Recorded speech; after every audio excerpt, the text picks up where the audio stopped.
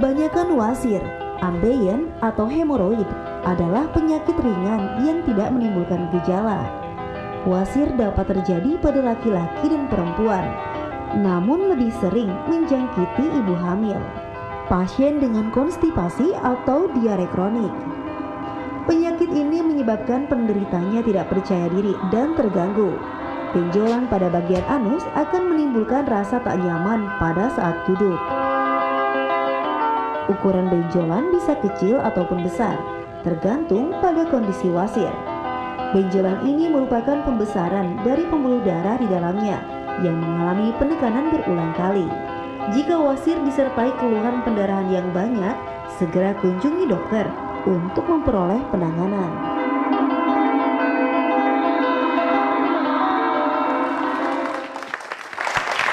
Kembali dalam acara Ayo Hidup Sehat. Pada episode kali ini kita kembali membahas mengenai satu masalah yang cukup mengganggu, tapi kadang-kadang orang malu mengakuinya. Karena ini namanya wasir atau ambeien, lebih tepatnya orang bisa suka menyebut itu. Nah, apakah ada di antara penonton mungkin yang pernah mengalami atau temannya mengalami ini? Ada nggak? Ada nggak? Tetap malu untuk Kan? mengakui. Terbukti apa yang saya bilang tadi. Kalaupun iya, pasti nggak mau ngomong. Iya, nah kita Karena akan ini mengganggu. membahasnya hari ini dengan Dr. Ari, spesialis penyakit dalam dan konsultan saluran cerna dan hati. Halo dok. Halo dokter. Nah dok, ini tentang wasir. Sebenarnya orang-orang perlu tahu nih, wasir itu apa sih sebenarnya? Ya, jadi sebenarnya wasir itu adalah bagian dari pembuluh darah kita di daerah anus ya, di daerah dubur itu. Itu dia keluar, bengkak, sehingga pasien tadi seperti gambar tadi itu pasien merasakan pokoknya duduk tuh nggak enak gitu ya rasanya, nyeri gitu ya. Bawahnya nggak bisa diem aja. Makanya kadang-kadang kalau orang-orang suka pecicilan, jangan-jangan ambeienan itu tuh. Wasir tuh, jangan-jangan. Iya, nggak bisa. Saya agak-agak tersinggung dokter. Oh gitu ya. Jadi pokoknya dia nggak betah. Kenapa? Kan nggak nyaman. Nah, itu salah satu gejalanya. Dan lama-lama pasien juga bisa akhirnya perdarahan. Nah, timbul perdarahan. Itu tadi. Jadi awalnya sebenarnya secara struktur di dalam tubuh kita tuh ada jaringan dari bagian dari pembuluh darah kita di bawah itu. Tapi karena tadi berbagai macam faktor resiko, akhirnya dia keluar. Nah, keluar timbullah masalah-masalah tadi itu. Jadi timbul nyeri, panas, segala macam sampai juga bisa timbul perdarahan. Oh Nah, gitu dok. Jadi gini dok, belakangan ini aku emang agak-agak susah BAB dok ya, udah sekitar semingguan itu nggak bisa teratur gitu loh dok. Itu kira-kira kenapa tuh dok? Ya, sekarang pertama ngomong susah BAB dulu. Susah BAB 3 hal sebenarnya. Ya, pertama minumnya kurang, ya, kemudian kurang sayur-sayuran buah-buahan, ya kan, kemudian kurang bergerak, dan ada satu lagi sedih atau depresi misalnya, gitu. Itu mewakili isi hati om. Itu dia, Mbak. Jadi kalau orang-orang yang sedih itu cenderung susah buang air besar. Jadi katanya ususnya males, tapi istilah medis itu IBS. Nah, ini nih tadi nih, kalau kita diemin terus, susah buang air besar ini lama-lama bisa timbul wasir tadi itu. Oh, jadi gejala ya? Benar. Iya, bahagia. Jadi mesti hati-hati gitu. Orang nganggap susah BAB biasa, jangan. Nanti komplikasinya ke wasir ini nih. Jadi pembicaraan. Jadi jangan kelamaan sedih, apalagi ngelamun di kamar mandi sambil duduk di toilet, mungkin lama-lama jadi wasir. Nah, ini sepertinya sebenarnya bukan cuma salah satu, bukan cuma Mbak Andin aja berpikir kayak gini. Banyak masyarakat punya pola pikir yang mungkin harus diluruskan pada kali ini. Jadi kita akan bahas juga mengenai mitos-mitos mengenai wasir tadi. Nah, ada juga orang yang bertanya nih ya, katanya ini karena satu keluarga punya keturunan katanya wasir katanya. Jadi mereka itu dia bilang, oh saya ada keturunan wasir katanya gitu. Apakah wasir itu genetik Ya, dok? satu faktor genetik memang ada, tapi saya rasa nggak terlalu besar. Karena kembali lagi akhirnya tadi itu hal-hal yang membuat dimana dia menjadi timbul wasir tadi, susah buang air besar tadi ya. Kemudian, nah kalau bicara soal susah buang air besar itu berhubungan dengan pola makan di rumah. Misalnya kalau kita sebagai orang tua bilang anak nih mesti makan buah sayur, tapi dia nggak makan buah sayur, diketawain sama anak. Apalagi anak zaman now. Iya dong. Maksudnya bapak ibunya aja. Artinya kita nggak mencontoh yang baik. Jadi itu tadi. Kemudian minum. Kadang-kadang ibu-ibu mohon maaf malas minum. Kenapa malas minum? Ini buang banyak air kecil, pipis, apalagi kalau di luar gitu, malas antar mikirnya dulu. Jadi sebelum buang air kecil udah mikir nih WC-nya bersih apa enggak, bau apa enggak. Jadi udah akhirnya udah malas minum. Nah itu tadi. kurang minum airnya susah buang air besar. Akhirnya tadi timbulnya wasir gitu. Oke, nah ini ada lagi nih dok, banyak sekali mitos-mitos, yaitu ada konsumsi makanan pedas bisa menyebabkan wasir. Apakah betul dok? Ya, sebenarnya menyebabkan wasir udah pasti salah. Nggak ada istilahnya makan pedas. Justru kalau makan pedas yang sering BAB-nya lancar bisa jadi masalah lancar. Tapi juga gini juga, ada beberapa pasien-pasien yang bolak-balik mencret-mencret terus, itu bisa timbul juga tuh wasir tadi itu. Karena terpaksa kan dipaksa-paksa terus juga ada. Jadi ini pasti tidak, ya makanan pedas tidak menyebabkan wasir. Tapi begini, memang ada yang kita bilang hipersensitif. Pada beberapa pasien, itu kalau makan yang, dia memang udah ada wasir sebelumnya. Pada makan yang pedas dia merasa lebih panas. Dok, saya kok habis makan pedas rasanya panas, bisa. Tapi itu hipersensitif, tidak secara langsung tadi menyebabkan timbulnya wasir tadi. Jadi dok, BAB itu kalau dipaksakan juga kalau misalkan kita kayak minum obat atau minum, sekarang kan lagi musim teh-teh untuk diet yang dipaksakan untuk sering banget, BAB itu juga bahaya ya dok? Ya sebenarnya begini, bisa untuk kesempatan pertama, tapi nggak boleh sering-sering. Karena itu kan zat kimia juga, kita minum macam-macam kan. Yang penting apa sih masalahnya, kenapa kita susah buang air besar, itu yang penting tadi. Kalau tadi karena kurang geraknya, kurang makan sayur buahnya, kemudian tadi karena kurang minum, ya itu dulu diperbaikin dulu gitu. Jadi memang benar. Jangan ada bisa dipaksakan. BAB nggak bisa dipaksakan. Perasaan pun nggak boleh dipaksakan. Dokter Vito. Oke, ini ada lagi mitos. Wasir dapat terjadi jika sering duduk di lantai yang dingin. Nah, ini udah pasti tidak. Tapi sekali lagi memang faktor risiko pada orang-orang yang sepanjang hari duduk itu juga bisa beresiko untuk terjadi wasir. Oleh karena itu dianjurkan jangan mager ya dok ya. 2 jam, kalau bisa berdiri 15 menit. Kita juga nih kalau duduknya jangan kelamaan juga nih. Karena banyak, oleh karena itu kan salah satu syarat mungkin kalau mau masuk ABRI atau polisi itu syarat-syaratnya dia nggak boleh kena wasir. Kenapa? Karena tugasnya kan berdiri dalam waktu lama. Nah, berdiri waktu lama ini pun juga bisa menjadi faktor resiko gitu ya. Jadi nanti kita udah lama ntar duduk ya, jangan. Soalnya nanti kita ngomongin wasir, kita kena wasir. Tenang, cuma sejam dok. Selanjutnya ini ada mitos, yaitu hanya orang lanjut usia yang mengalami wasir. Ini juga tidak. Tapi memang disebutkan semakin tinggi usia semakin beresiko untuk kena wasir. Tapi kita mesti informasi umumnya banyak. Artinya memang disebutkan sampai umur 50 itu 50% kena. Makin tinggi usia makin kemungkinannya kena. Karena apa? Karena cenderung kan kalau kita orang tua itu kan udah geraknya udah susah karena udah lutut udah sakit misalnya, ya kan. Kemudian juga mungkin juga minum juga jadi males, ya kan. Nah, inilah bahwa orang tua memang beresiko untuk susah buang air besar. Ya dok, seberapa bahayanya kah penyakit wasir ini sendiri sih dok sebenarnya? Ya, berbahayanya adalah tadi itu, kalau dia bolak-balik akhirnya infeksi, ya kan, itu satu. Kemudian juga ada pasien saya, perdarahannya terlalu besar, ya terlalu banyak begitu sampai HB-nya ngedrop. Ada juga pernah seperti itu, jadi HB-nya tuh turun. Oh gitu. Ya, jadi anemia, datang udah pucat. Ternyata setelah dilakukan pemeriksaan, dilakukan kolonoskopi, cuman karena ambeien saja. Nah, jadi itu tadi tuh, jadi bisa dari yang ringan sampai dengan yang berat. Jadi sekali lagi nggak boleh dianggap remeh nih masalah wasir ini. Oke, ini ada lagi nih dok, mitos seputar wasir. Wasir dapat sebabkan kanker. Ya, jadi wasir nggak ada hubungannya sama kanker. Tidak ada hubungannya. Cuman saya mesti sampaikan, ya ada beberapa pasien juga itu memang ada wasir di bawahnya. Nah, ya, dia pasien perdarahan. Kemudian saya lakukan kolonoskopi, ternyata 15 cm dari lubang dubur itu kita temukan adanya kanker. Nah, jadi itu sekali kalau memang ada perdarahan, berat badan turun, apalagi ada resiko dengan kanker, sebaiknya diteropong aja. Mungkin pada saat diteropong pertama kelihatan ambeien, tapi pada saat kita masuk lagi ada kanker gitu loh. Jadi ini tadi nih, wasir tidak menyebabkan kanker, tapi wasir bisa terjadi bersamaan dengan adanya kanker. Jadi harus waspada kalau ada pendarahan dari bawah ya. Perdarahan dengan tanda-tanda alarm misalnya. Tanda alarmnya apa aja? Tanda alarmnya tadi misalnya umur sudah di atas 60 tahun. Umur di atas 60 ya kan? tahun. Kemudian berat badan turun misalnya, kemudian ada faktor keluarga dengan riwayat kanker usus besar misalnya. Nah, ada lagi yang penting, kebiasaan makan daging-daging merah tidak disertai dengan sayur-sayuran, itu juga faktor resiko. Jadi kalau ada pasien-pasien atau masyarakat dengan keluhan-keluhan seperti itu harus dicek, jangan-jangan udah terjadi sesuatu. Ya, betul. Jadi semua harus lebih waspada ya. Oke, selanjutnya ini ada lagi dok, wasir adalah penyakit kambuhan. Sekali wasir nanti lanjutnya nextnya wasir lagi. Iya, karena kan tadi gini, karena wasir ini adalah suatu akibat dari sebab. Ya kan? Ada beberapa pasien saya diobatin atau disuntik, kita kan ada tekniknya, bisa disuntik, bisa diikat atau mungkin dioperasi. Ada pasien saya 2 tahun dioperasi kambuh lagi. Kenapa? Karena gaya hidupnya nggak berubah. Nggak mau makan sayur-sayur buah-buahan. Senang banget dengan susah buang air besar. Ada juga itu pasien. Ada senang dok saya buang air besar cuma sekali seminggu. Makanya itu tadi ada yang kayak begitu. Jadi susah BAB itu senang banget, itu nggak boleh. Ya karena itu tadi bisa beresiko. Jadi kalau kita tidak waspada, walaupun sudah diobatin, maka dia memang akan kambuh lagi wasirnya. Jadi kembali ke lifestyle-nya. Gaya hidup. Bisa diubah. Iya, Kita mengobati nggak akan ada habisnya. Itu pencegahan lebih bagus daripada pengobatan. Ya.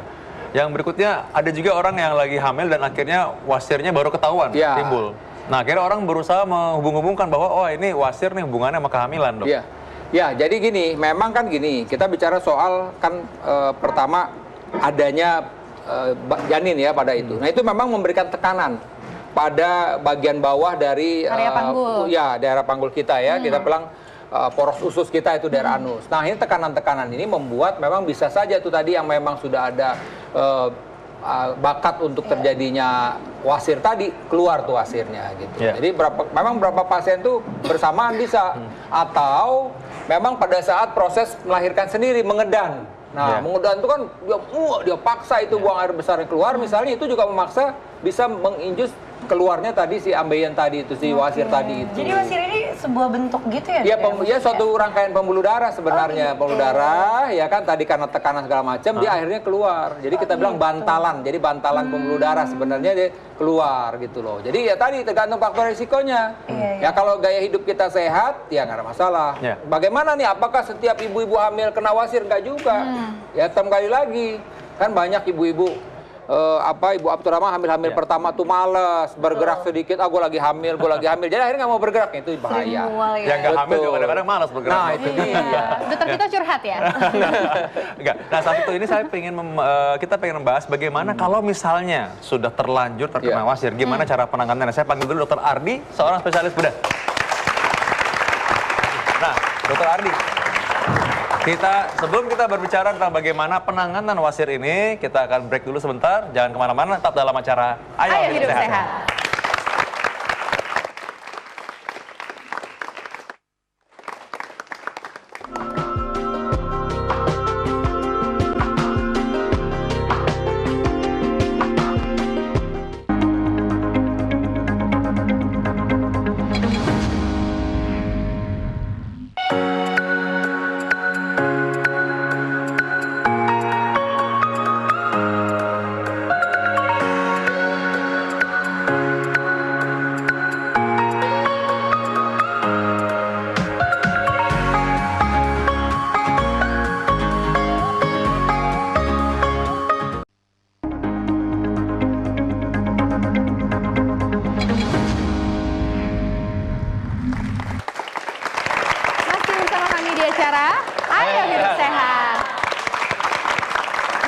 Dokter Ardi, spesialis bedah. Namun sebelum kita berbincang-bincang nih dok, sudah ada masyarakat yang ingin bertanya, berkonsultasi dengan dokter langsung melalui laman Facebook kita. Ini dia.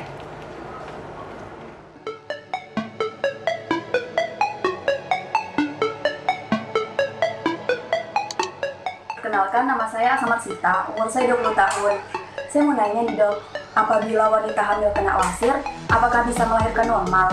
Dan jika melahirkan normal, efek sampingnya apa ya dok? Terima kasih. Oke, itu tadi dok. Apakah wanita hamil dengan wasir bisa melahirkan normal? Ya, pada dasarnya seperti udah jelaskan dokter Ari tadi kan, biasa ada wanita yang baru muncul wasirnya ini pas hamil. Jadi ini kan seperti jelasin tadi, janinnya itu bisa menekan pembuluh darah yang besar, sehingga akibatnya ya bagian bawah itu kaki termasuk ke daerah anus ini bengkak semua. Pertanyaan kalau bisa melahirkan normal atau tidak, ya tergantung stadium hemoroidnya ya, atau wasirnya. Tapi umumnya bisa. Kenapa? Karena begitu bayinya udah lahir, umumnya ambeiennya ini bisa hilang sendiri. Jadi ya kita harus evaluasi keadaan sebelum operasi dan apa butuh dioperasi atau tidak gitu. Oke, berarti bisa saja ya dok, tergantung stadiumnya. Nah, berbicara dulu tentang stadiumnya nih. Stadium wasir atau hemoroid gitu, bagaimana dok? Ya, kita kenal kan ada wasir dalam atau interna dan wasir eksterna atau hemoroid eksterna. Yang umumnya kita klasifikasi berdasarkan stadium itu wasir yang bagian dalam. Jadi pembuluh darah yang di dalam itu keluar itu seberapa besar.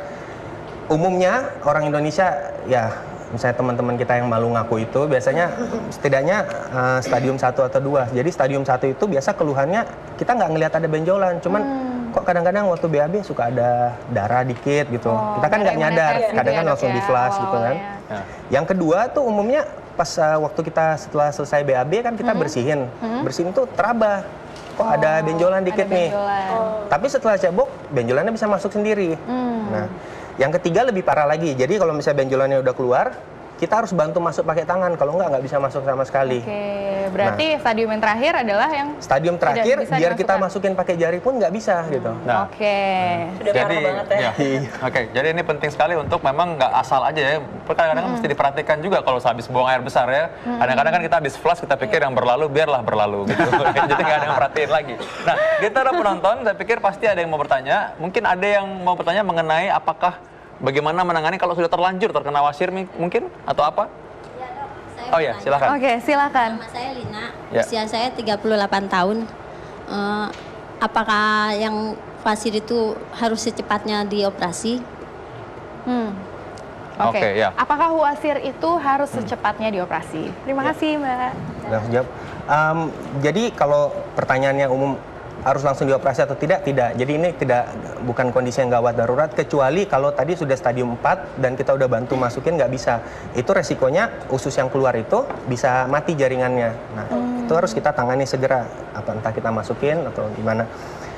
Umumnya pada stadium 1, 2, dan kadang-kadang 3 itu dengan modifikasi lifestyle pun stadiumnya itu bisa berkurang. Jadi kalau misalnya kita makan makanan yang ada serat, umumnya pasien yang tadinya kita rencanain operasi kalau udah mengecil biasa pasien juga bilang, dok nggak usah dioperasi deh, udah enak gitu. Ada nggak sih dok kemungkinan wasir itu akan keluar dengan sendirinya gitu dok? Keluar maksudnya copot gitu? Iya, nggak mungkin ya? Nggak mungkin. Ya itu tetap harus ada tindakan ya dok? Tetap harus ada tindakan. Oh ya, kecuali yang tadi ibu melahirkan itu mungkin terdorong oleh si bayi itu ya. Itu akibat pembuluh darahnya kan lebar. Kan tadinya yang kecil gini, terus dipaksa lebar karena tekanan tinggi. Oke, tadi sebenarnya Dokter Ardi tadi sudah menjelaskan sih sebenarnya bagaimana mengenai stadium-stadium atau keparahan dari hemoroid atau wasir tadi sebenarnya ya. Tapi mungkin singkat aja supaya lebih cepat dipahami oleh masyarakat secara umum, yang mana yang harus diwaspadai tadi? Yang harus waspadai itu adalah kalau udah stadium 3. Ya, atau misalnya yang tadi dirasa? Yang tadi dirasa misalnya kok ada benjolan keluar gitu. Kita harus bantu masukin dengan jari. Kalau nggak akan bisa masuk sendiri. Oh ya, oke. Jadi kalau udah kayak gitu memang harus segera diperiksakan dengan lebih lanjut ya. Iya. Nah, di antara penonton masih ada yang mau nanya lagi nggak? Aku rasa seperti tadi kita sudah bilang ya, kadang-kadang orang mungkin hal ini kadang-kadang entah nggak ketahuan atau orang malu mengakuinya kadang-kadang. Nah, mungkin kembali ke Dokter Ari dulu ya. Dokter Ari kan tadi Dokter Ari udah mengatakan bagaimana tadi orang-orang yang punya wasir itu mengenai gaya hidup tadi Dokter Ari ya. Nah, sekarang apakah ada hubungan dengan misalkan makanan-makanan yang mereka bisa dianjurkan untuk mencegah supaya wasir ini terjadi? Iya, jadi tadi saya bilang bahwa kenapa dia mengalami wasir tadi nih penyebabnya ya. Jadi bisa tadi karena penyakit sistemik, karena memang kan dihubungin tadi Dokter Ardi bilang ini tekanan segala macam. Jadi pada pasien-pasien dengan misalnya kita bilang penciutan liver, akhirnya dia pembengkakan di perutnya, itu juga bisa menyebabkan pendorongan pada pembuluh darah di anus tadi timbul itu. Tapi kalau tadi nih timbulnya wasir itu karena susah buang air besar, nah ini yang kita bisa cegah. Nah kemudian juga kebiasaan, kadang-kadang kita senang tuh berlama-lama di WC sambil megang handphone segala macam. Punya gambarnya juga nih kalau salah nih. Nah itu tadi itu nggak boleh sebenarnya, karena kan dia ngedenin, tahan dulu nih tanggung nih. Nah begitu, nah itu. Jadi kalau kita memang buang air besar, ngeden udah lepasin aja. Jangan lepaskan ya dok ya. Jadi benar kalau mau buang air besar tuh niatnya benar-benar buang air besar. Jangan bawa yang macam-macam. Nanti akhirnya ininya nggak keluar, ini juga belum selesai ya udah. Nggak ada jadi penyakit ya dok. Asal itu dibuang pada tempatnya. Oke. Nah, tadi mengenai apa saja yang dioperasi. Seringkali orang-orang itu takut operasi. Jujur saja memang sebagian besar orang mengalami kalau dibilang ini harus operasi takut. Dokter aja kadang takut juga dioperasi. Nah, tapi kita perlu memberikan pengertian kepada masyarakat, Dokter Ardi, sebenarnya apa sih yang dioperasi? Bisa kita lihat ke gambar ya? Boleh. Yuk. Kita lihat sebentar ke gambar, ada gambar di mana ada tampak gambar hemoroid itu. Sini Dokter Ardi. Ya. Nanti kita lihat sebenarnya bantalan yang tadi dibilang ada pembuluh darah yang melebar itu tadi, itu sebenarnya yang sebenarnya bisa diikat atau mungkin di di operasi tadi itu ya. Mungkin Dokter Ardi bisa secara singkat dan umum saja bisa menjelaskan apa yang dilakukan sebenarnya. Ya. Jadi seperti saya jelaskan tadi ada wasir yang dari dalam dan di luar. Yang biasanya umumnya paling sering kita operasi itu adalah wasir di bagian dalam. Jadi kalau misalnya dia udah stadium 3, tadi dia udah keluar, jadi bagian yang benjolannya itu bisa kita eksisi atau kita potong keluar. Kemudian bagian mukosa atau bagian licin dari usus itu kita sambung kembali. Cuman ada beberapa pasien yang misalnya datang, dia cuman stadium 1 nih, keluhannya berdarah aja. Nah itu bukan kandidat yang cocok untuk operasi, jadi itu hanya kita klip aja cukup gitu. Coba cara ini ya. Nah contohnya ini adalah hemoroid atau wasir yang eksterna, dan ini adalah interna. Jadi kita bayangkan kalau misalnya yang ini dia keluar dari garis kulit seperti ini. Umumnya pada saat kita membersihkan setelah BAB pasti bisa terasa. Oke. Nah kalau misalnya udah keluar, kita nilai dulu ini bisa masuk sendiri nggak? Selama dia bisa masuk sendiri, umumnya dengan mengubah pola makan kita dan pola BAB ya, jangan berlama-lama di kloset. Umumnya dia bisa hilang sendiri. Gitu. Jadi ini lubang dubur ya, harus dijelaskan dulu tadi. Ini lubang dubur ya, nggak semua tahu dan ya. kalau misalkan tadi memang sudah sampai keluar darah tuh dari mana yang darahnya keluar sebenarnya? Ya, umumnya darah yang keluar di sini. Seperti ya kita ketahui tadi, ini sebenarnya adalah bantalan pembuluh darah. Jadi secara kondisi normal pun wasir ini ada. Wasir ini ada dia untuk membantu sebagai bantalan kotoran untuk keluar. Karena trauma jadi atau gesekan yang terus-menerus dengan kotoran yang keras, dia kan lama-kelamaan akan cedera. Di situ dia akan timbul radang dan kemudian makin lama makin besar. Nah ini sebenarnya yang ditanya, kan orang suka nanya juga, kalau misalkan dioperasi, itu sebenarnya sakit nggak sih? Iya, itu karena banyak sekali dong pasien-pasien kita ya yang bilang, kalau saya nggak mau operasi wasir, karena dibilangnya kalau dilihat di Google nih, wasir itu adalah salah satu operasi tersakit di dunia. Nah, betul atau tidak dok? Itu kan katanya Google ya. Google.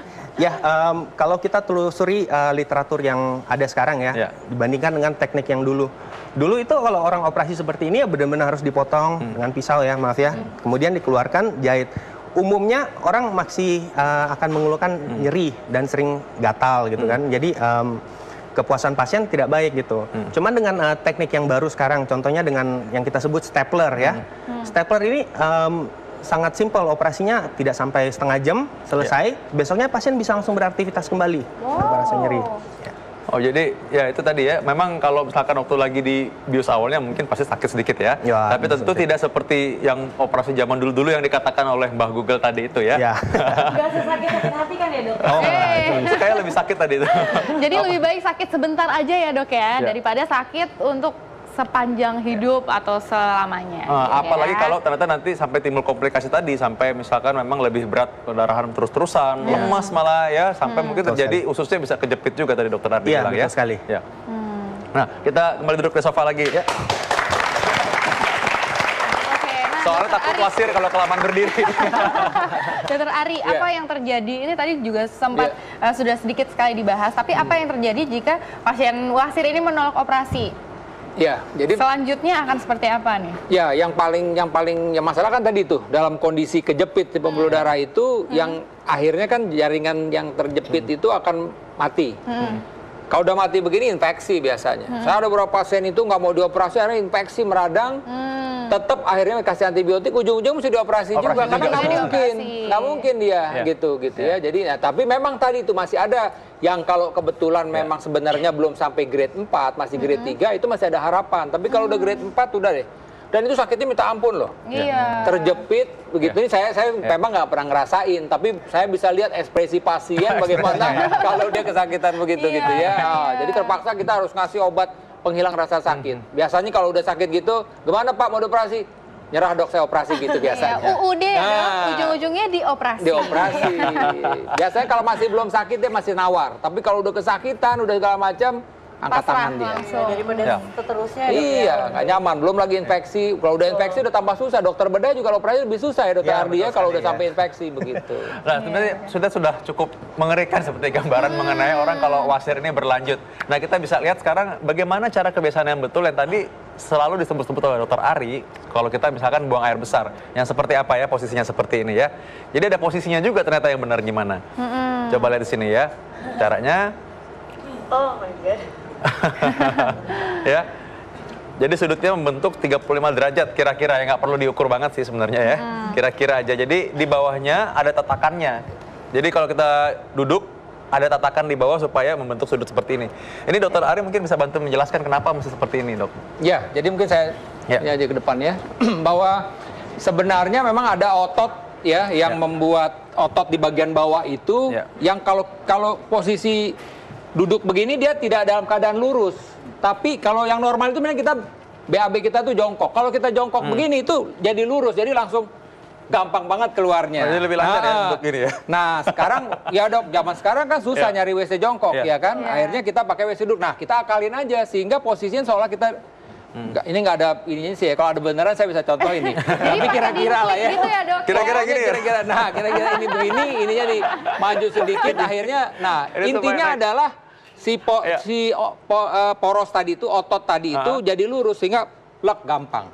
Tujuannya adalah dengan kita merubah posisi, buang air besar itu lebih gampang. Sebenarnya gini, coba deh, kita juga bisa belajar kok, latih gitu ya.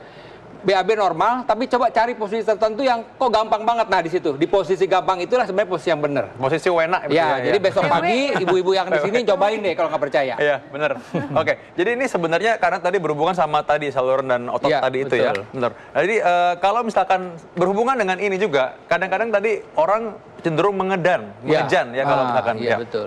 Ya, jadi sebenarnya begini, kalau posisi duduk begitu, tadi ada bahagian yang mesti belok dulu. Nah, kadang-kadang dengan belok begitu kita maksakan untuk mengejan. Nah, kalau prinsipnya kalau kita mengejan dan lama-lama mengejan itu juga memaksa si pembuluh darah itu keluar. Nah, jadi itu tadi salah satu resikonya kalau buang air besar jangan sampai mengejan lama. Bagaimana mensiasatinya? Tadi itu pada saat pagi-pagi misalnya pagi bangun minum 2 gelas air hangat. Pada saat ngajakin udah jangan ditawar-tawar lagi, langsung ke belakang gitu loh. Nah ini kadang-kadang bukan karena gini, kalau kita misalnya nggak kita paksain keluar itu bisa lupa dia, bisa hilang lagi. Karena itu ada panggilan alamnya sebenarnya ya. Gitu, lupa lagi, nahan lagi kan akhirnya.